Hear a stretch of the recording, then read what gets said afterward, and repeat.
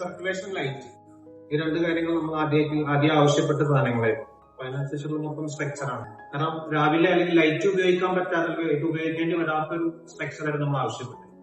അപ്പോൾ energy minimum save ചെയ്യുക, അല്ലെങ്കിൽ എത്ര എനർജി എത്രത്തോളം മിനിമൈസ് ചെയ്യാൻ പറ്റും മിനിമൈസ് ചെയ്യാം.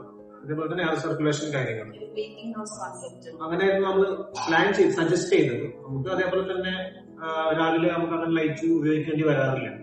കാരണം നല്ല സൺലൈറ്റ് എല്ലാം നമുക്ക് നല്ല അകത്തേക്ക് എത്തുന്ന രീതിയിലാണ് മൊത്തം പ്ലാൻ ചെയ്തത്. വെന്റിലേഷൻ ആയാലും അങ്ങനെ തന്നെയാണ്. നമുക്കങ്ങനെ വലിയൊരു ചൂട് അകത്ത് ഫീൽ ചെയ്യാറില്ല.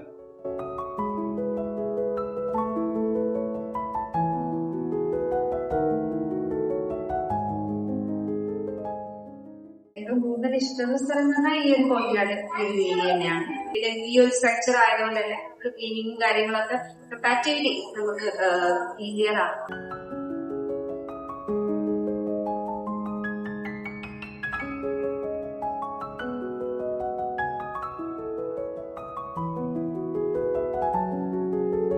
നമ്മൾ വിചാരിച്ച രീതിയിൽ തന്നെ നമുക്കത് ഫിനിഷ് ചെയ്യാൻ പറ്റി.